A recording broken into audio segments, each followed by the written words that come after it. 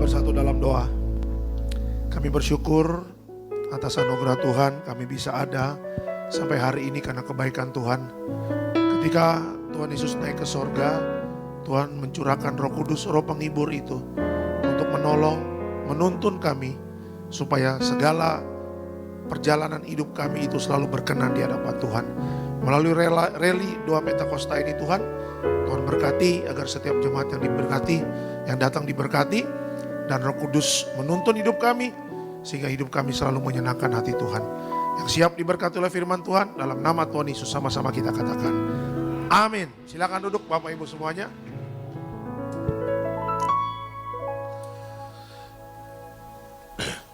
Puji Tuhan, haleluya. Ada Shalom Tiberias. Apa kabar Bapak Ibu semua? Luar biasa, senang kembali bisa bertemu dengan Bapak Ibu di Gereja Tiberias Indonesia, cabang Kelapa Gading Nias. Dan hari ini kita masuk di hari yang pertama Rally Doa Pentakosta Bapak Ibu ya. Setelah kemarin Kamis kita memperingati hari kenaikan Tuhan Yesus ya. Ini weekend-weekend begini kalau ibadah enak ya Bapak Ibu ya. Ada yang, Pak saya libur Pak, ada yang kerja juga tadi saya lihat ya jemaat, yang Harpitnas ada ya. Yang kerja ada, ya itulah namanya kehidupan ya. Oke, kita langsung masuk dalam kehidupan, langsung firman Tuhan. Bisa dikeluarkan temanya pada malam hari ini. Judulnya adalah menjalani hidup dengan tuntunan Roh Kudus. Ya, menjalani hidup dengan tuntunan Roh Kudus. Kita pelajari Alkitab kita dari Efesus pasal yang pertama 13 sampai 14. Ya, surat Paulus kepada jemaat di Efesus. Efesus 1 ayat 13 sampai 14. Silakan Pak. Demikian firman Tuhan, di dalam Dia kamu juga, karena kamu telah mendengar firman kebenaran, yaitu Injil keselamatanmu. Di dalam Dia kamu juga, ketika kamu percaya, dimeteraikan dengan Roh Kudus yang dijanjikannya itu. Dan Roh Kudus itu adalah jaminan bagian kita sampai kita memperoleh seluruhnya, yaitu penebusan yang menjadikan kita milik Allah untuk memuji kemuliaan-Nya. Oke. Slide selanjutnya. Kehidupan orang percaya yang dituntun oleh Roh Kudus mengalami perubahan hidup. Ya. Kokoh dan tidak terpengaruh dengan pola hidup duniawi. Bapak Ibu, penting sekali kalau kita memperhatikan tanda-tanda zaman ya.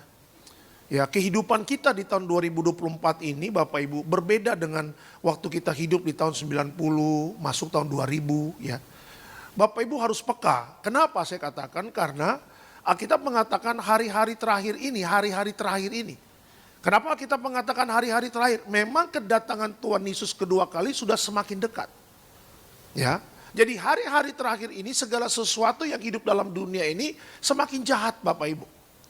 Jadi kalau orang Kristen tidak memaksimalkan hidupnya untuk dituntun oleh Roh Kudus, berbahaya. Ya. Kenapa saya katakan berbahaya? Karena apa? Karena penentuan kita tuh hari-hari terakhir ini.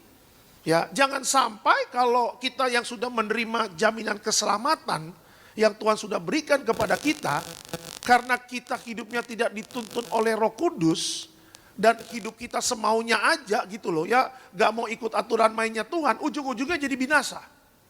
Sayang gitu loh, maksudnya Tuhan sudah mati buat Bapak Ibu dan saya. Bapak Ibu dan saya sudah percaya sungguh-sungguh kepada Tuhan. Tetapi karena kita tidak mau, tidak ada penundukan dalam hidup kita, tidak ada kerendahan hati untuk mau dipimpin oleh Roh Kudus, akhirnya kita tidak menerima janji Tuhan tentang kerajaan sorga, tapi akhirnya kita jadi binasa. Nah makanya saya katakan kehidupan orang yang percaya dituntun oleh Roh Kudus mengalami perubahan hidup. Ya, kita orang Kristen Bapak Ibu dilihat bukan karena kita pakai kalung salib. Berapa kali saya katakan Tuhan itu Bapak Ibu mau pakai kalung salib atau enggak, Tuhan enggak peduli. Ya, nanti Natalan nih di rumah Bapak Ibu mau ada pohon Natal atau enggak, Tuhan juga enggak peduli, yang penting ada nastar. Yang penting ada nastar, itu yang paling penting. Kenapa? Karena kalau nanti kunjungan keluarga, kita kan gak makan pohon Natal Bapak Ibu. Iya kan, kalau disuguhin sama tamu datang, keluarga datang, opung datang, inang tua datang, koko datang, ayo masuk. Ya kan liburan Natal gitu kumpul keluarga, kan gak disuguhin, ayo makan pohon Natal. Emang kita kuda lumping Bapak Ibu ya kan? Yang disuguhin apa? Misalnya minta teh manis panas atau kita minta minuman dingin dan kue-kuenya. Itu yang penting kuenya. Ya kan? Nah, kalau menjadi orang Kristen Bapak Ibu, yang penting apa? Bukan karena kita pakai kalung salib, ada tato Tuhan Yesus di tubuh kita. Bukan itu esensinya. Esensinya adalah apa? Perubahan hidup kita. Ya kan? Karena Roh Kudus itu membawa satu kabar baik yang dituntun sama Roh Kudus, hidupnya pasti insaf. Ya, hidupnya pasti ada perubahan, hidupnya pasti ada pertobatan di sana. Nah, pertanyaannya adalah sampai sekarang kita menjadi Kristen, sudah ada nggak buah-buahnya? Kita sudah dipimpin oleh Roh Kudus. Jangan-jangan nih, saya katakan jangan-jangan nih, Roh Kudusnya tidak bisa bekerja dengan maksimal. Kenapa? Karena kitanya sendiri tidak membuka ruang sebesar-besarnya untuk Roh Kudus bekerja dalam hidup kita. Ya, ingat ayat Alkitab mengatakan roh penurut daging lemah. Ya, di hari-hari terakhir ini orang semakin jahat. Kenapa? Karena dagingnya ya begitu kuat, ya rohnya itu redup. Jangan sampai Roh Kudus dalam hidup kita menjadi redup, yang ada adalah apa? Keinginan daging yang begitu kuat. Kalau kita hidup dalam keinginan daging tidak ada tempat di dalam kerajaan sorga. Ya, makanya saya ingin ingatkan jemaat Tiberias, jangan lengah. Ya, hari ini kita memperingat ibadah doa Pentakosta ini. Ya, kita diingatkan bahwa Roh Kudus itu Tuhan kirim untuk menuntun hidup kita supaya ada perubahan hidup, ya, dan tidak terpengaruh dengan pola hidup duniawi. Ya, tidak terpengaruh dengan pola hidup duniawi. Ya, apa pola hidup duniawi? Orang sekarang cinta uang. Ya, gara-gara uang orang rela korupsi. Gara-gara uang orang rela menghalalkan segala cara untuk mendapatkan uang. Orang Kristen nggak bisa begitu. Ya, Pak, jadi bagaimana dong Pak bagi hidup kita? Kalau kita lurus-lurus aja hidup, bagaimana kita mau melihat berkat? Alkitab mengatakan kalau kita cari dahulu kerajaan Allah dan kebenarannya, semua pasti akan ditambahkan. Ya, makanya maksimalkan hidup kita, maksimalkan hidup kita dipimpin oleh Roh Kudus. Ya, buka hati selebar-lebarnya supaya Roh Kudus bekerja dengan maksimal. Orang yang dipimpin oleh Roh Kudus pasti ada perubahan hidup. Dan tidak duniawi. Kalau kita terus menjaga ritme hidup kita dengan Roh Kudus, saya percaya kalaupun Tuhan Yesus datang, Tuhan Yesus akan menemukan hidup kita selalu berkenan di hadapan Tuhan. Amin. Kasih tepuk tangan yang meriah untuk Tuhan Yesus. Oke, kita langsung masuk dalam slide selanjutnya. Nah, belajar dari Alkitab, ada 3 hal yang Roh Kudus lakukan untuk hidup kita. Ya. Kita belajar dari Alkitab, ada 3 hal yang Roh Kudus lakukan untuk hidup kita. Yang pertama, apa yang Roh Kudus lakukan? Yang pertama, Roh Kudus menolong kita untuk berdoa. Ya, Roh Kudus menolong kita untuk berdoa. Coba kita pelajari Alkitab kita, Roma 8, 26 sampai 27. Silakan Pak. Demikian firman Tuhan. Demikian juga Roh membantu kita dalam kelemahan kita, sebab kita tidak tahu bagaimana sebenarnya harus berdoa. Tetapi Roh sendiri berdoa untuk kita kepada Allah dengan keluhan-keluhan yang tidak terucapkan. Dan Allah yang menyelidiki hati nurani mengetahui maksud Roh itu, yaitu bahwa Ia sesuai dengan kehendak Allah berdoa untuk orang-orang kudus. Oke, slide selanjutnya. Terkadang ketika hidup sedang berat dan kita tidak tahu apa yang harus kita doakan, Roh Kudus yang akan memanfaatkan doa yang benar kepada Allah untuk menolong kita. Nah, Roh Kudus, apa yang Roh Kudus lakukan kepada kita? Yang pertama adalah Roh Kudus menolong kita untuk berdoa. Bapak Ibu, ketika kita menjadi lemah, ya kadang kan kita hidup ini, kita itu bukan Superman Bapak Ibu. Kemarin saya katakan hari Kamis, kita ini bukan Superman. Superman itu adalah ciptaan Hollywood. Ya, jadi Superman itu tidak bisa terjadi dalam kehidupan kita sebagai manusia. Ya, jadi kalau kita mengatakan manusia itu ada kelemahannya. Manusia itu terbatas. Siapa di Alkitab orang yang punya iman yang luar biasa? Contoh Daud. Apakah Daud kuat terus imannya dalam perjalanan hidupnya? Tidak. Ada kalanya Daud juga tertekan dan gelisah. Ada kalanya Daud juga takut, ada kalanya Daud juga bingung ketika menghadapi masalah. Tetapi apa yang dia lakukan? Dia berdoa, dia minta kekuatan sama Tuhan. Ya kan? Nah, bagaimana kita bisa berdoa ketika kita lemah? Bagaimana kita bisa berdoa ketika kita lagi capek, lagi putus asa? Ada kalanya kita nggak bisa mengeluarkan kata-kata untuk berdoa. Disitulah Roh Kudus bekerja, Bapak Ibu. Ya, jadi ada banyak orang Kristen ya kan yang malas berdoa. Kenapa? Saya tanya, kenapa kamu malas berdoa? Karena saya bingung Pak mau ngomong apa. Ya kalau mau ngomong apa bingung, saya katakan begitu. Kadang-kadang itu cuma alasan klise aja. Karena memang ngana malas berdoa, udah itu aja. Ya kan, kalau kita mempunyai hati Bapak Ibu untuk datang sama Tuhan. Ya, karena apa? Karena Tuhan itu menerima kita apa adanya. Ya kan, Tuhan tidak melihat kehebatan kita, Tuhan tidak melihat berapa uang di rekeningmu, Tuhan tidak melihat berapa sahammu, Tuhan tidak melihat berapa depositomu, Tuhan tidak melihat itu. Tetapi Tuhan mengatakan apa? Dia menyelidiki hati nurani, kata Alkitab. Ya kan, dia menyelidiki apakah kita benar-benar haus akan Tuhan atau tidak. Kalau orang yang malas berdoa, dipastikan rohnya redup dan dia tidak akan haus. Dia tidak haus akan Tuhan. Dia tidak pernah mau intim dengan Tuhan. Dia tidak mau bersaat teduh atau bersekutu dengan Tuhan. Ya, sayang gitu loh, waktu-waktu terakhir ini dibuat cuma buat nongkrong, buat have fun. Ya, buat melakukan hal-hal yang tidak bermanfaat secara rohani. Banyak orang Kristen yang membuang waktunya untuk hal seperti itu. Makanya kita butuh dukungan Roh Kudus. Kalau memang kita mau dekat sama Tuhan, kalau memang kita mau intim sama Tuhan, nggak ada cara lain. Kita harus berdoa. Dan bagaimana caranya? Minta tuntunan sama Roh Kudus. Ya, latih itu, Bapak Ibu, latih. Dilatih berdoa itu bukan berbicara pinter ngomong atau tidak. Berdoa itu bukan berbicara dia pandai bercakap-cakap atau tidak. Roh Kudus berdoa itu berbicara tentang apa? Hati nurani kita melekat gak kepada Tuhan. Ya, saya punya anak Bapak Ibu umur 5 tahun. Setiap saya ngantar sekolah, saya selalu urapin dia di mobil. Biasanya kalau setengah jam 6.15 kita udah jalan kan. Karena dari rumah saya ke kota wisata nggak terlalu jauh, cuma 7 menit. Jadi dia sekolah di Penabur di kota wisata. Kalau saya ngantar dia selalu duduk di belakang, tidur, saya taruh bantal. Jadi sambung sebentar 7 menit tidur lumayan katanya. Papi aku tidur sebentar ya, nanti kalau di sekolah bangunin. Iya. Dia lepas sepatunya, dia tidur. Udah sampai sekolah, saya nggak langsung berhenti di depan lobi sekolah, saya berhenti di parkiran. Saya turun. Setelah saya turun, saya ke bangku belakang, saya pakai sepatunya. Saya bilang, ayo Bryson bangun, udah sampai school nih, ayo. Setelah saya pakai sepatunya, saya doain dia tiap hari.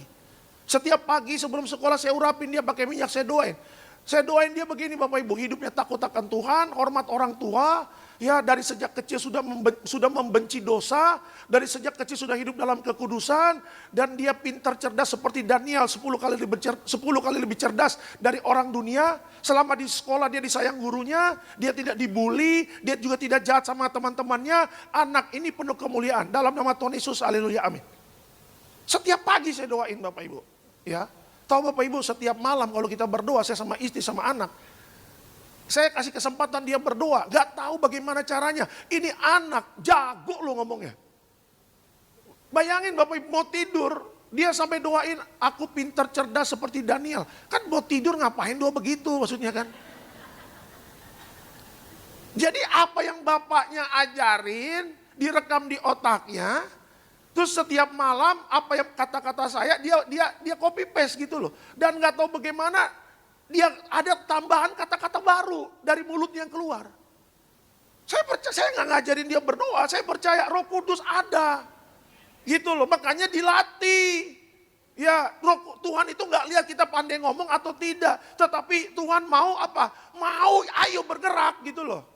Kalau kita nggak berdoa, bagaimana kita mau berdoa dengan baik kalau kita nggak pernah mau melangkah gitu. Ya, tenang saja, Roh Kudus tahu kok.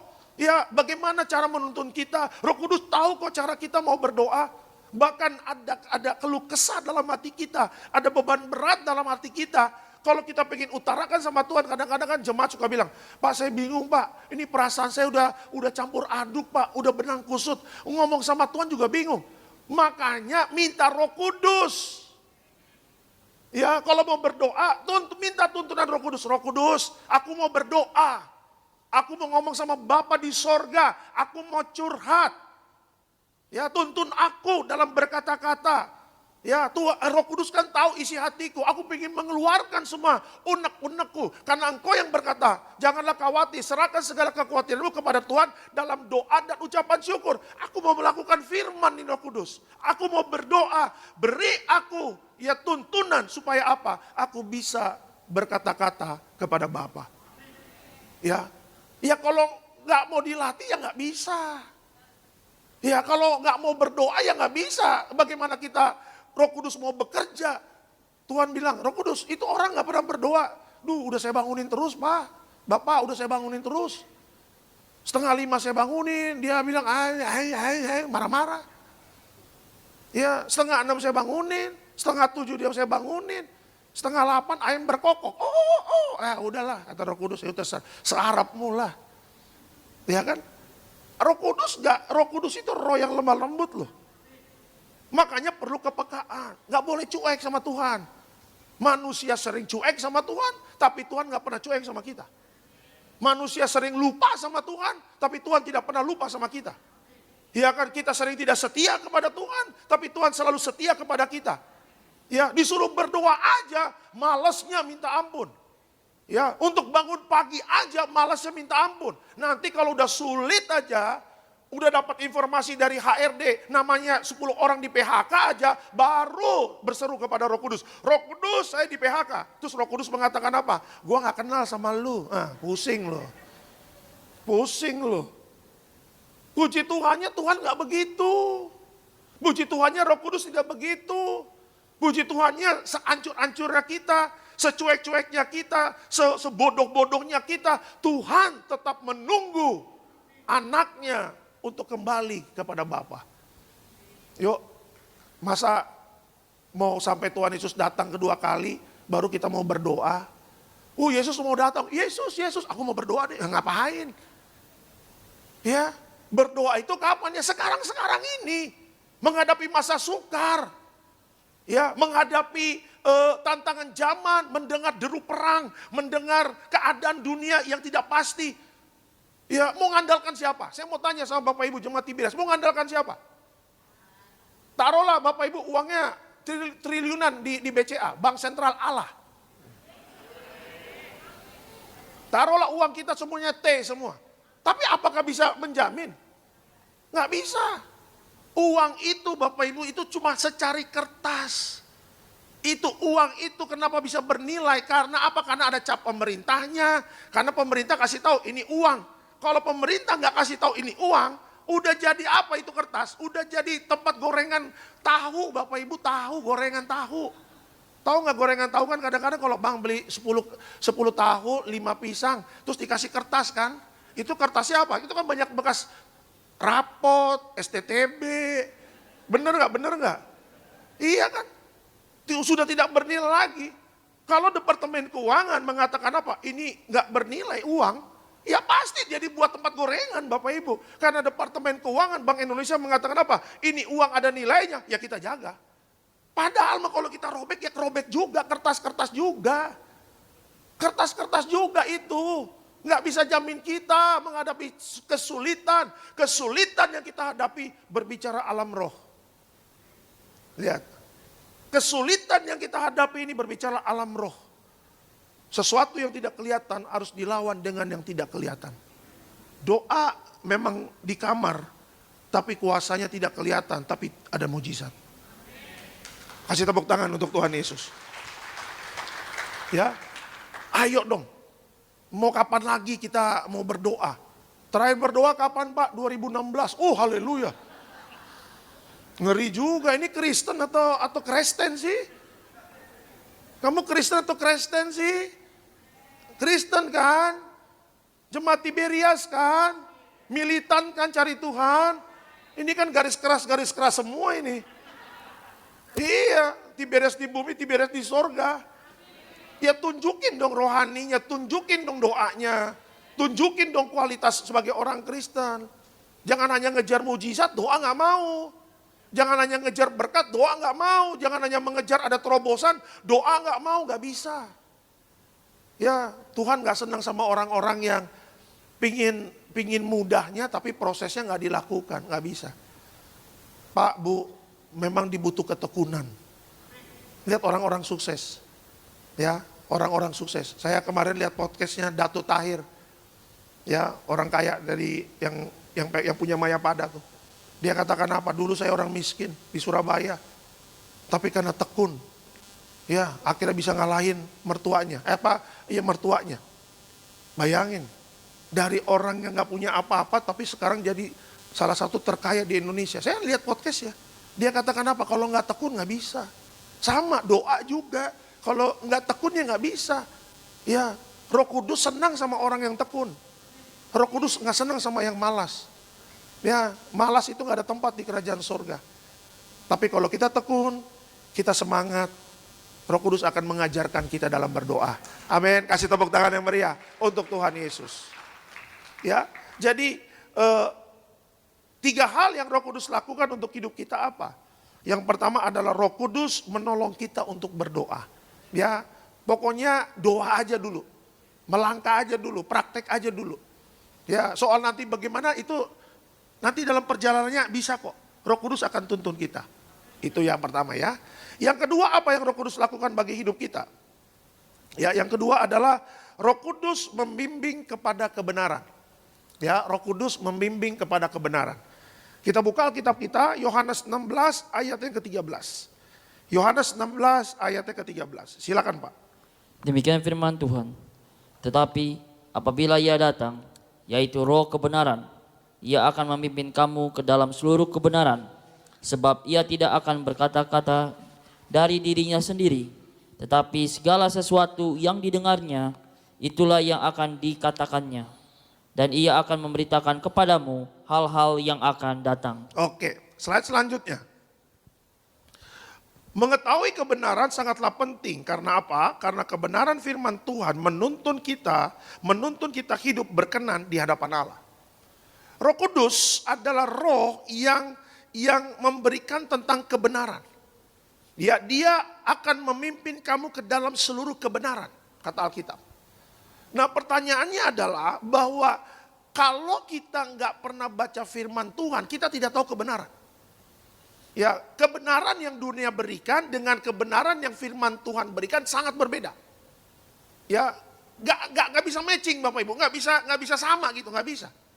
Kebenaran orang dunia mengatakan begini, nggak apa-apa kalau mau kaya sikat orang, dunia nggak apa-apa kayak begitu. Ya namanya bisnis Pak, nggak apa-apa lah Pak. Ya kalau korupsi yang buntut-buntutnya aja yang kan kalau 3 digit gitu kan, wah buntutnya aja Pak ngambil nggak apa-apa Pak, kan nggak ketahuan. Ya, tapi kalau kita mengerti tentang kebenaran, Alkitab mengatakan jangan mencuri, Alkitab mengatakan jangan berzina, Alkitab mengatakan jangan ada orang ketiga, Alkitab mengatakan jaga pertobatan dan kekudusan.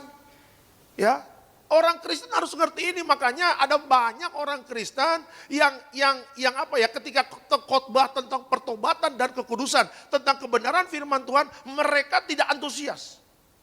Ya, kenapa? Karena tidak menyelidiki firman Tuhan. Yang dia cari tentang mujizatnya doang. Ini kalau lagi sulit ayat Alkitabnya apa ya? Ya, ini kalau lagi sakit ayat Alkitabnya apa ya? Cuma hanya mencari yang dia sedang alami, tetapi dia tidak mau mencari apa yang Tuhan mau dalam hidup mereka. Ya, itu egois namanya. Ya, datang sama Tuhan hanya mencari yang dia butuhkan, tapi gak mau tanya apa yang Tuhan mau dalam hidup kita. Seharusnya yang paling utama adalah apa? Tanya dulu sama Tuhan kebenarannya, apa yang Tuhan mau dalam hidup saya. Ya, kebenarannya adalah apa yang Tuhan mau yang saya lakukan dalam hidup saya. Kalau soal masalah, penyakit, keuangan, ya kan rumah tangga, itu semudah membalikan tangan bagi Tuhan. Tetapi yang paling penting adalah apa? Apa yang Tuhan mau dalam hidup kita.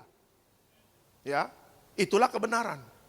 Makanya apa yang Tuhan mau dalam hidup kita apa? Di akhir zaman ini jaga pertobatan dan kekudusan Bapak Ibu.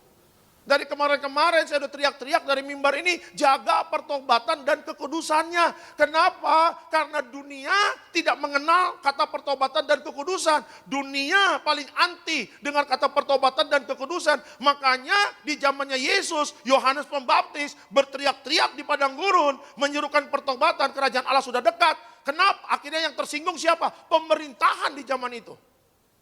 Yohanes Pembaptis matinya bukan di rumah duka heaven, Pak. Dipenggal. Kenapa? Karena orang ini ekstrim menyerukan pertobatan dan kekudusan di zaman itu. Jadi jemaat Tiberias harus mengerti ya bahwa Roh Kudus membimbing kita kepada kebenaran. Ya kalau diingatkan tentang kebenaran, kalau diingatkan tentang pertobatan, kalau diingatkan tentang kekudusan, ya fast respon. Ya jangan wah pura-pura nggak dengar gitu, pura-pura budek gitu. Apa Roh Kudus? Tapi kalau diberkati kau berlimpah-limpah, oh amin. Mujizat itu nyata, amin. Bertobatlah sebab kerajaan Allah sudah dekat. Apa Pak? Apa Roh Kudus? Apa Roh Kudus? Wah. Kalau pertobatan kekudusan budak Bapak Ibu. Tapi setelah nanti pulang di rumah ada mujizat. Langsung pura-pura telinganya langsung sembuh Bapak Ibu ya kan. Nggak bisa begitu. Jangan pernah korupsi ayat. Jangan pernah pilih-pilih ayat. Ya, kayak ada banyak orang, wah Allah itu baik, saya percaya Allah itu baik. Wah anugerahnya besar, saya percaya anugerahnya besar. Tapi jangan lupa sifat karakter Allah juga ada. Allah cemburu. Jangan lupa Allah juga pernah marah. Jangan yang baik-baiknya doang dong yang dilihat. Wah Allah panjang sabar. Iya sampai hari ini dia belum datang kedua kali. Masih panjang sabar. Tapi Allah juga Allah yang tegas. Allah juga Allah yang tidak kompromi dengan dosa. Jangan yang baiknya diambil, yang tegasnya, yang membenci dosanya tidak kita ngomongin. Itu namanya korupsi ayat. Kalau sudah tahu kebenaran, bukannya kebenaran berbicara mujizat, berkat, tapi kebenaran tentang pertobatan dan kekudusan, ambil juga dong. Lakukan dong dalam kehidupan kita. Praktekkan dong, punya integritas dong. Berani dong nolak dosa, berani dong nolak godaan, berani dong nolak segala tawaran-tawaran dunia. Ya, kasih tepuk tangan untuk Tuhan Yesus. Inilah yang menghasilkan hidup kita dipimpin oleh Roh Kudus, membimbing kepada kebenaran. Karena kalau kita suam-suam kuku kata Alkitab, dilempar. Ya, kalau mau panas, panas. Tapi kalau mau dingin, dingin. Jangan minggu panas, Senin sampai Sabtu dingin. Minggu panas lagi. Kayak jemuran Bapak Ibu, ya kan. Kayak jemuran, baju pelayannya hari Minggu kotor dah ini. Terus hari Senin di laundry, di kipas-kipas, di angin-anginin, disetrika. Ya, jangan begitu. Mulai praktekkan hidup dalam kebenaran. Memang tidak mudah, iya. Siapa sih bilang mudah? Ya, siap dikucilkan lah, nanti siap diomongin lah. Atau mungkin ada penganiayaan yang sekarang sedang lagi banyak di media sosial kan, benar Bapak Ibu? Coba lihat. Kalau sekarang kita mungkin di beberapa tempat ada mengalami penganiayaan, bagaimana yang di luar negeri sana? Ditembak-tembakin. Mereka tidak bersungut-sungut, mereka tidak lari dari Tuhan, bahkan mereka siap martir untuk Tuhan. Lah kita baru doa 2 bulan nggak dijawab, ngambek sama Tuhan. Ya kata Tuhan, malu lu sama orang Kristen yang di sana-sana tuh, yang dikejar-kejar, ditembak-tembakin di luar negeri, di Afrika sana. Mereka nggak pernah ngeluh sama Tuhan.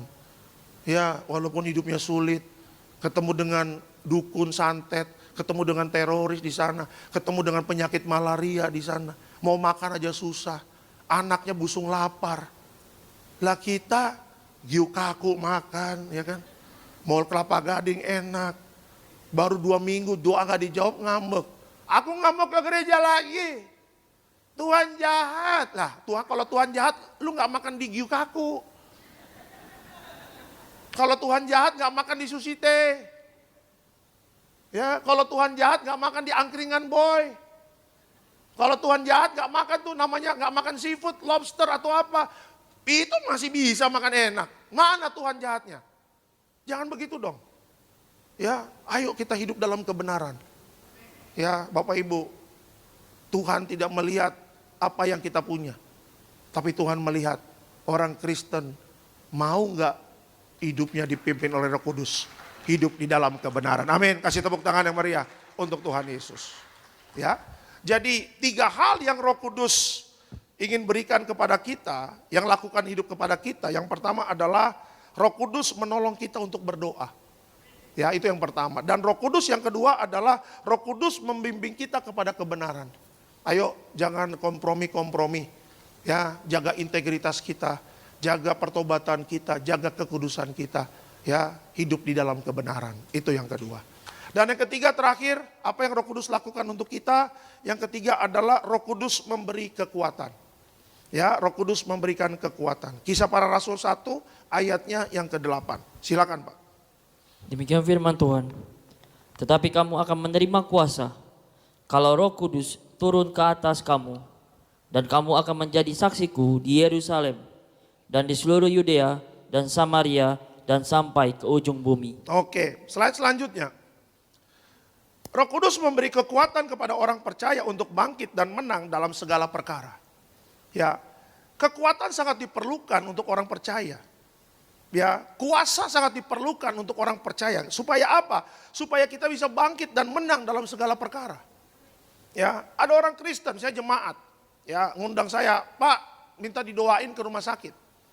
Waktu kita datang ke rumah sakit, dia tertidur lemas di rumah sakit. Ya, jadi apa yang harus kita berikan kepada jemaat itu adalah apa? Mengingatkan kepada jemaat Roh Kudus hadir dalam hidup Bapak, Roh Kudus hadir dalam hidup Ibu, Roh Kudus hadir dalam hidup setiap yang sakit. Ya, Roh Kudus akan memberikan kekuatan untuk kuat menghadapi penyakit. Tuh lihat. Ya. Sehingga apa?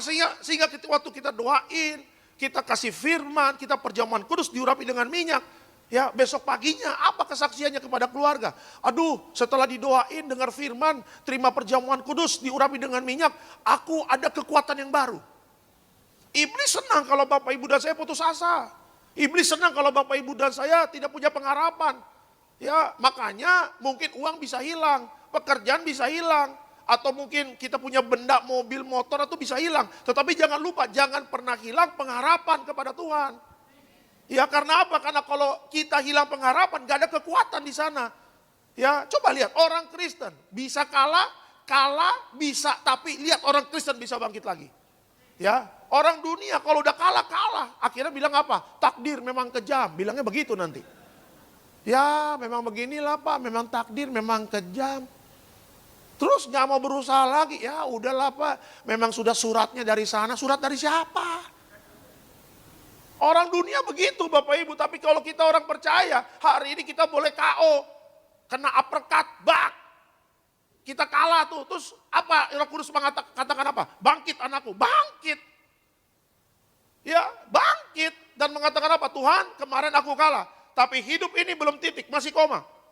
Aku akan bangkit lagi, aku akan coba lagi, aku akan berusaha lagi, aku akan berjuang lagi. Karena hidupku belum berakhir, ya kan? Besok pagi aku masih bisa melihat matahari, artinya apa? Besok pagi ada anugerah, kekuatan, mujizat yang Tuhan berikan dalam hidupku. Kasih tepuk tangan yang meriah untuk Tuhan Yesus. Yang pengusaha-pengusaha yang datang pasti ngerti maksud saya. Mungkin waktu mulai usaha, pada ditipu. Ya pernah, aduh Pak, dulu omset pernah bagus Pak. Kerusuhan 98, aduh Pak, habis toko di Jara, habis Pak. Tapi puji Tuhan loh Pak, Roh Kudus memberikan kekuatan untuk bangkit. Walaupun itu tidak mudah. Ya lihat nih Pak, sekarang toko saya. Puji Tuhan Pak, udah punya 3 toko. 1 Kelapa Gading, 1 Serpong, 1 di Bogor. Wih, padahal 98 Pak, habis tuh lihat tuh. Beberapa jemaat Tiberias ya, yang pernah ngobrol-ngobrol sama saya, mereka mengatakan begitu. Ada yang kerja di punya usaha di Tanah Abang. Waduh Pak, 2 tahun setelah COVID, aduh sulit Pak. Tapi ya kita buka lapak aja terus tiap hari Pak. Buka lapak aja terus. Sebelum buka lapak kita doa, kita urapin. Nangis kita Pak tiap hari. Tapi puji Tuhan Pak, setelah COVID 2 tahun nih ada aja loh Pak. Sekarang omsetnya naik Pak. Kemarin nangis Pak, tuh lihat. Ya, hidup kan gak tertawa-tertawa aja, bener gak Bapak Ibu? Kalau tertawa terus gila namanya. Tapi ada kalanya Tuhan izinkan kita ada air mata dalam hidup. Ada kalanya Tuhan mau kita, mungkin di depan toko kita melihat Tuhan bagaimana nih toko. Tuhan izinkan. Tapi ada kalanya nanti kita akan melihat dengan sukacita, aduh puji Tuhan, tokoku semakin banyak. Ada 2 cabang yang akan kubuka. Aduh Tuhan, puji Tuhan. Tapi kalau pas mengingat 3 tahun yang lalu, aduh Tuhan, tokoku bagaimana ini? Tuh lihat. Kenapa kita bisa mampu melangkah walaupun berat? Karena ada Roh Kudus. Roh Kudus memberikan kekuatan, amin. Ya kan, kasih tepuk tangan yang meriah untuk Tuhan Yesus. Roh Kudus memberikan kekuatan. Tidak ada yang sempurna, iya. Tapi kalau mau maju, ayo sama Roh Kudus. Ya, tidak ada yang sempurna, iya. Tapi kalau mau bangkit, Tuhan mampu memberikan kekuatan yang baru. Tuhan mampu memberikan kuasa yang baru. Ya, Bapak Ibu kalau melihat Matius 1, itu ada silsilah Tuhan Yesus. Enggak semuanya silsilah Tuhan Yesus itu yang baik-baik. Ada pelacur Rahab di situ, silsilah Yesus. Kalau Bapak Ibu lihat Daud, enggak semuanya Daud beritanya bagus. Dia pernah jatuh juga dalam perzinahan. Tuh lihat, Abraham. Enggak semuanya Abraham tentang mujizat bapak bangsa, banyak bangsa, bapak orang beriman. Iya, tapi Abraham juga pernah nurutin nasihat istrinya yang salah, tidur sama budak. Tuh lihat. Ya, Petrus, mantap ya Pak, Petrus berjalan di atas air. Iya, tapi jangan lupa dia nyangkal Yesus 3 kali. Ya, coba lihat, tapi lihat apa yang Petrus lakukan. Bertobat, dia bangkit dia. Kisah para Rasul mengatakan apa? Waktu Petrus KKR, 3.000 orang bertobat. Tuh lihat. Ya, kita semua punya masa lalu. Ya, gak ada yang sempurna hidup. Wah, dulu masa lalu saya Pak kacau, saya juga kacau. Ya, kita ini krokodil Bapak Ibu. Krokodil, Lacoste, nah itu dia tuh. Merek baju dong Pak, ya udahlah. Godzilla, nah itu dia tuh. Megalodon, nah udah semua dah. Apa yang gak kita tahu tentang kejahatan Jakarta ini. Tapi ya lihatlah kita sampai hari ini. Kalau bukan karena darah Yesus yang menebus dosa kita, mungkin kita sudah selesai. Sudah dalam kekekalan binasa yang kekal di perut bumi. Tapi lihat Tuhan angkat kita naik, benar gak Bapak Ibu? Ya kan, Tuhan pulihkan hidup kita, amin. Ya kan, Tuhan kasih anugerahnya yang besar, Tuhan kasih darahnya. Dulu dosa kita merah seperti kirmisi, oleh darahnya diputihkan seperti salju. Mari. Jangan kita melihat hidup kita kok sekarang begini-begini saja. Yesus sudah melakukan yang terbaik. Minta kekuatan untuk bangkit. Minta kekuatan untuk maju. Jangan pesimis. Ya, walaupun mungkin keadaan lagi sulit. Tapi orang yang punya kuasa, dia mampu menang dalam segala perkara. Amin. Kasih tepuk tangan yang meriah untuk Tuhan Yesus. Ya. Jadi itu ya. Jadi 3 hal yang Roh Kudus lakukan dalam hidup kita. Yang pertama, Roh Kudus menolong kita untuk berdoa. Dan yang kedua, Roh Kudus membimbing kepada kebenaran. Dan yang ketiga adalah Roh Kudus memberikan kekuatan kepada kita untuk bangkit. Sebagai kesimpulan dalam khotbah saya pada malam hari ini, Roh Kudus menuntun hidup orang percaya agar hidup sejalan dengan kehendak Tuhan. Selamat malam, Tuhan Yesus memberkati. Kasih tepuk tangan yang meriah untuk Tuhan Yesus. Kita bangkit berdiri Bapak Ibu. Kita bangkit berdiri.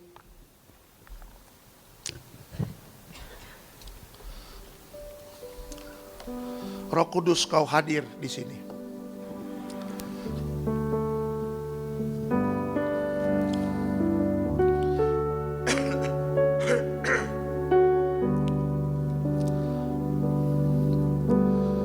Roh Kudus kau hadir di sini. Roh Kudus mengasihiku.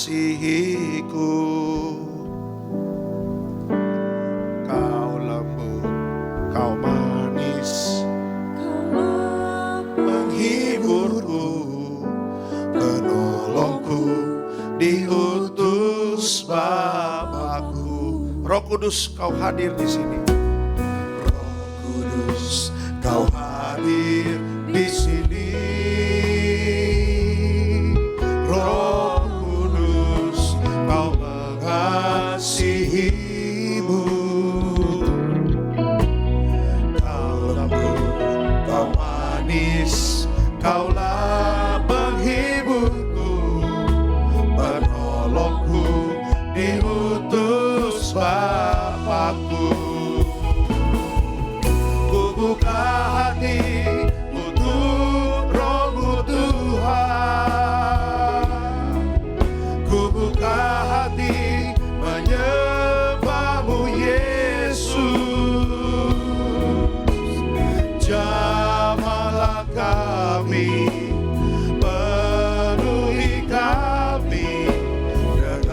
kuasa Allah Maha Tinggi. Ku buka hati untuk Roh-Mu Tuhan. Ku buka hati menyembah-Mu Yesus. Jamahlah kami, penuhi kami dengan kuasa Allah Maha Tinggi.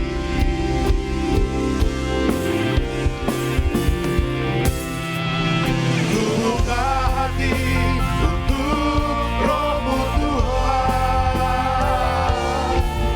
Ku buka hati menyembah-Mu Yesus. Jamahlah kami, penuhi kami dengan kuasa Allah Maha Tinggi. Sekali lagi kita katakan, ku buka hati untuk Roh-Mu Tuhan.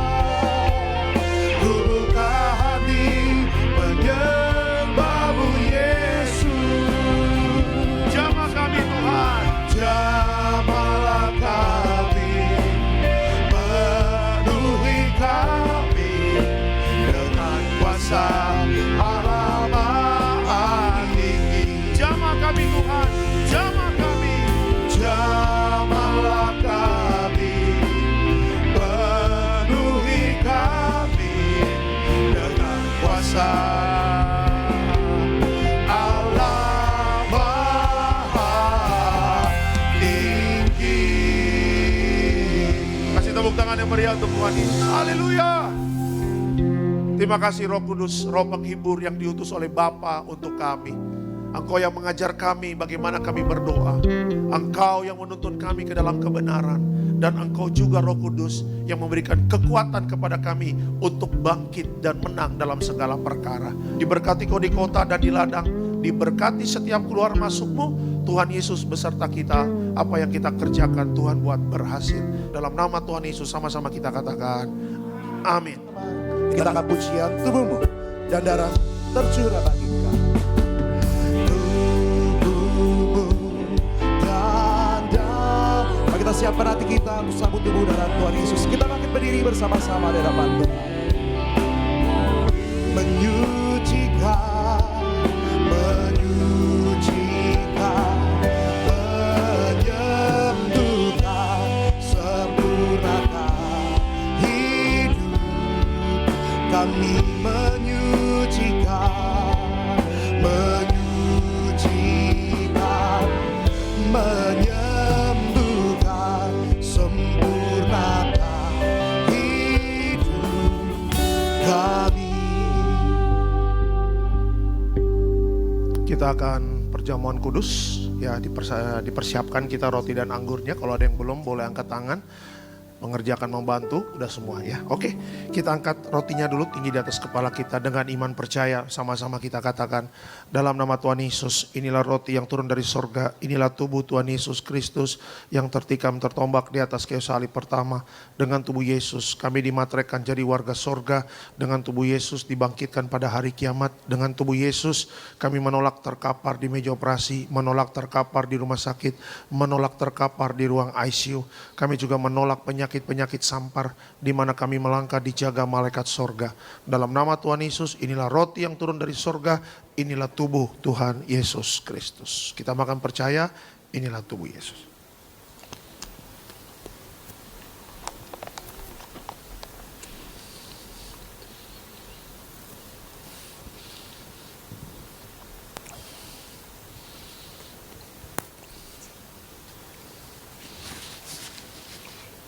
Setelah roti jadi tubuh Kristus, kita angkat anggur yang kita doakan menjadi darah Yesus.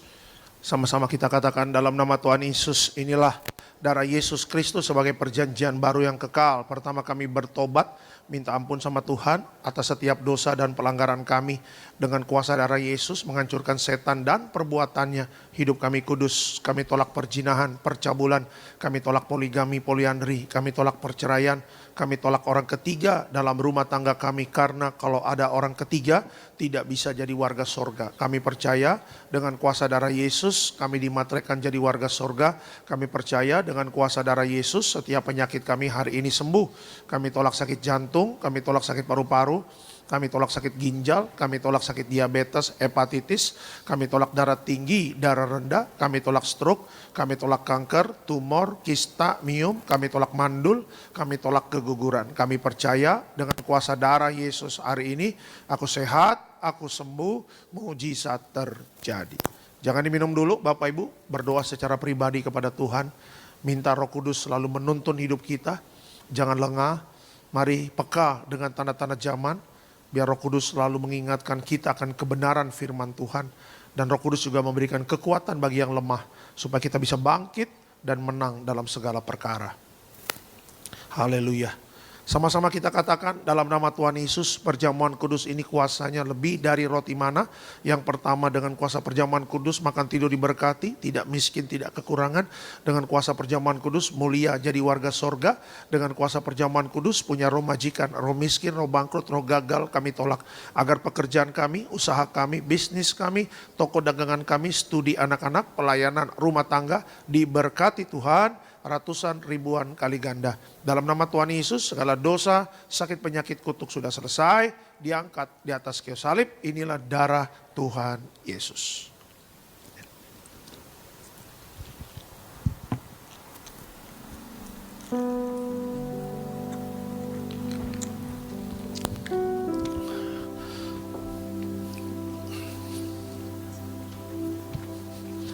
Hamba juga berdoa buat minyak urapan.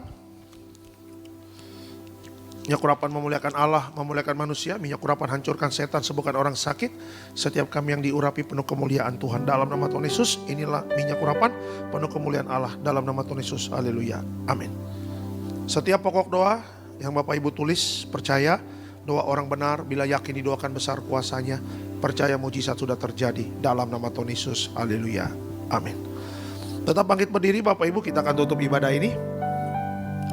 Terima kasih Tuhan Yesus untuk kebaikan Tuhan dalam hidup kami. Kami bersyukur bahwa ibadah Reli Doa Pentakosta ini berjalan dengan baik di hari yang pertama. Berkati terus untuk ibadah selanjutnya 10 hari ke depan. Agar ibadah Reli Doa Pentakosta ini penuh dengan jiwa-jiwa yang baru datang beribadah di tempat ini. Ya, secara khusus kami juga berdoa Tuhan Gembala sidang kami, Ibu Pendeta Darniati Pariaji, Tuhan berkati.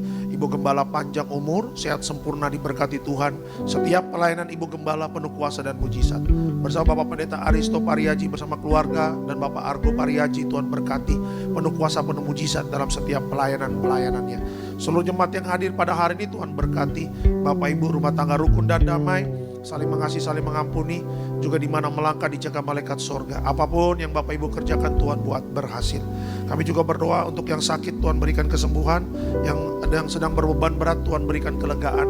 Berdoa juga untuk anak-anak muda yang sedang berjuang di sekolah, mencari sekolah SD-nya, SMP-nya, SMA-nya, bahkan berjuang untuk masuk kampus favoritnya. Tuhan berkati, berikan kemudahan, pertolongan, mujizat-mujizat Tuhan menyertai setiap anak-anak kami, anak-anak Tuhan Yesus. Terima kasih Bapak.